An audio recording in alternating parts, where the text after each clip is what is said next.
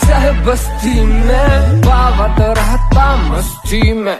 हाँ तो दोस्तों, मस्ती में रहो पर बस्ती में आग मत लगने दो। If you think dealing with Pakistan, China, America is the biggest problem in front of us, तो माय बडीज ये आपका सबसे बड़ा मिथ है। आज हमारे सामने इससे भी 100 टाइम्स बड़ा चैलेंज है, जो है क्लाइमेट चेंज। अगर आपको लगता है कि ये बाढ़, फॉरेस्ट फायर और क्लाउड बस्ट सिर्फ हिमाचल में हो रहे हैं, तो शायद आपने देश विदेशों की हालत नहीं देखे।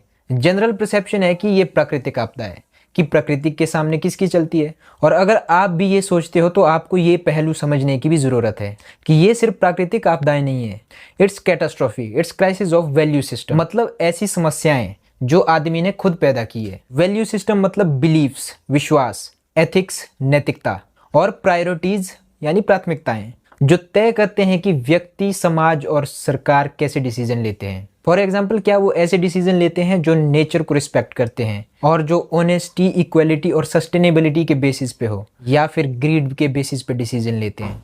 ह्यूमन वैल्यूज ही हमारी चॉइसेस को ड्राइव करती है। अगर सोसाइटी प्रॉफिट को सस्टेनेबिलिटी से ज़्यादा वैल्यू देगी तो इंडस्ट्रीज नेचर का एक्सप्लॉयटेशन करेगी ही करेगी, और इसका नतीजा होगा पॉल्यूशन, डिफॉरेस्टेशन और क्लाइमेट क्राइसिस। और अगर हम शॉर्ट टर्म कंफर्ट को लॉन्ग टर्म बैलेंस से ज़्यादा वैल्यू देंगे तो हम फॉसिल फ्यूल का ओवर यूज़ करेंगे और नतीजा होगा ग्लोबल वार्मिंग।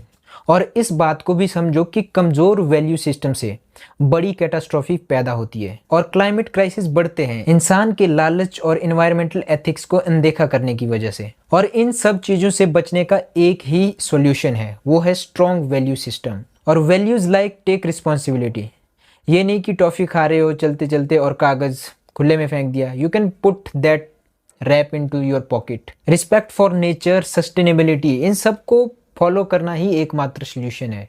वो देश और कम्युनिटीज़ जो कलेक्टिव वेलबींग को वैल्यू देते हैं, वो आपदाओं को बेहतर तरीके से संभाल लेती है, बजाय उन लोगों के जो सिर्फ इंडिविजुअल गेन पे ध्यान देते हैं। अगर हम सस्टेनेबिलिटी, बैलेंस और नेचर को रिस्पेक्ट देंगे तो हम क्लाइमेट क्राइसिस को रिड्यूस कर सकते हैं। So please wake up, nature is crying for your kind attention. तो अगर आपकी बस्ती में आग लगे तो आपको मस्ती नहीं छानी चाहिए, तो आपको उसके लिए कोई सोल्यूशन ढूंढने की कोशिश करनी चाहिए। That's why we started a social movement, एक दिन देश के नाम।